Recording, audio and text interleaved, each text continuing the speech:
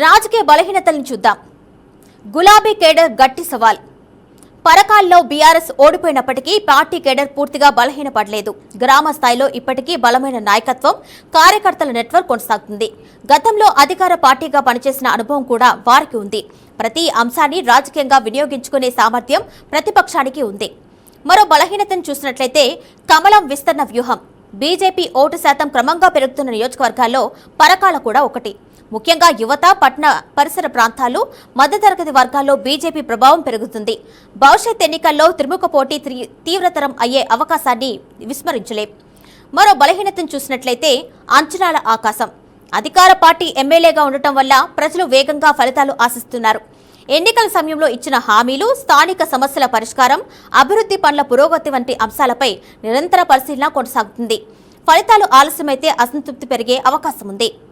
మరో బలహీన అంశాన్ని చూసినట్లయితే యువత ఆకాంక్షల ఒత్తిడి. పరకాల యువత సాంప్రదాయ రాజకీయాల కంటే ఉద్యోగాలు, పరిశ్రమలు, నైపుణ్యాభివృద్ధి, పెట్టుబడులపై ఎక్కువగా దృష్టి పెడుతుంది. కొత్త అవకాశాలు సృష్టించలేకపోతే యువ ఓటర్లలో అసంతృప్తి పెరిగే ప్రమాదం ఉంది. ఉద్యోగాల అంశం భవిష్యత్ ఎన్నికల్లో ప్రధాన చర్చగా మారవచ్చు. మరో బలహీన అంశాన్ని చూసినట్లయితే గ్రూపు రాజకీయాల గుబులు. కాంగ్రెస్ అధికారంలోకి వచ్చిన తర్వాత స్థానికంగా వివిధ వర్గాలు ప్రభావం కోసం ప్రయత్నించడం సహజం. టికెట్లు, పదవులు, రాజకీయ ప్రాధాన్యత వంటి అంశాలపై అంతర్గత విభేదాలు తలెత్తితే అది క్షేత్రస్థాయిలో ప్రభావం చూపే అవకాశం ఉంది. సమన్వయం కొనసాగించడం నాయకత్వానికి కీలక పరీక్ష. మరో బలహీన అంశాన్ని చూసినట్లయితే పట్టణ విస్తరణ సవాళ్లు. పరకాల అభివృద్ధి చెందుతున్న ప్రాంతంగా మారుతుంది. జనాభా పెరుగుదల, రహదారుల విస్తరణ, డ్రైనేజీ, ట్రాఫిక్, తాగునీటి అవసరాలు వేగంగా పెరుగుతున్నాయి. అభివృద్ధి వేగం పెరిగిన కొద్దీ ప్రజల అవసరాలు కూడా పెరుగుతున్నాయి. ఈ సమీకరణాన్ని నిర్వహించడం సవాలుగా మారుతుంది. మరో బలహీనతను చూసినట్లయితే భూముల రాజకీయాలు.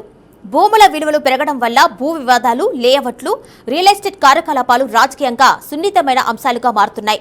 చిన్న వివాదాలు కూడా పెద్ద రాజకీయ చర్చకు దారితీసే అవకాశం ఉంటుంది. ప్రజా ప్రయోజనాలు, అభివృద్ధి అవసరాల మధ్య సమతుల్యత అవసరం. మరో బలహీనతను చూసినట్లయితే గ్రామీణ సమస్యల నిరంతర ఒత్తిడి. సాగునీటి సమస్యలు, పంటల గిట్టుబాటు ధరలు, వ్యవసాయ వ్యయాలు, గ్రామీణ రహదారులు, తాగునీటి సౌకర్యాలు ఇప్పటికీ ప్రజల ప్రధాన ఆందోళనగానే ఉన్నాయి. ఎన్నికల సమయంలో ఇచ్చిన హామీలకు అనుగుణంగా ఫలితాలు కనిపించాలి అనే ఒత్తిడి కొనసాగుతుంది. మరో బలహీనతను చూసినట్లయితే 2028 మహా రాజకీయ పరీక్ష. పరకాల్లో భవిష్యత్ ఎన్నికలు మరింత పోటీగా మారే అవకాశం ఉంది. కాంగ్రెస్ అధికార పనితీరు, బీఆర్ఎస్ పునరుద్ధరణ ప్రయత్నాలు, బీజేపీ విస్తరణ వ్యూహం, ఈ మూడు అంశాలు రాజకీయ సమీకరణాలను ప్రభావితం చేయనున్నాయి. ప్రజలతో నిరంతరం అనుబంధం, అభివృద్ధి, ఫలితాలు, పార్టీ సమన్వయం తదుపరి ఎన్నికల్లో విజయావకాశాలు నిర్ణయించే కీలక అంశాలుగా మారనున్నాయి.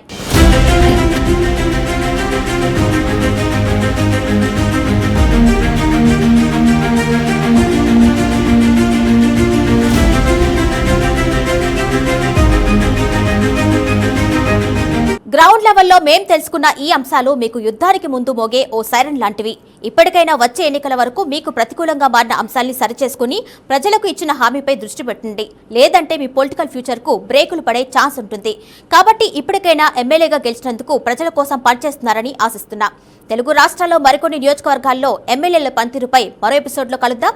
చూస్తూనే ఉండండి బీఆర్కే న్యూస్, తెలుగు సత్తా.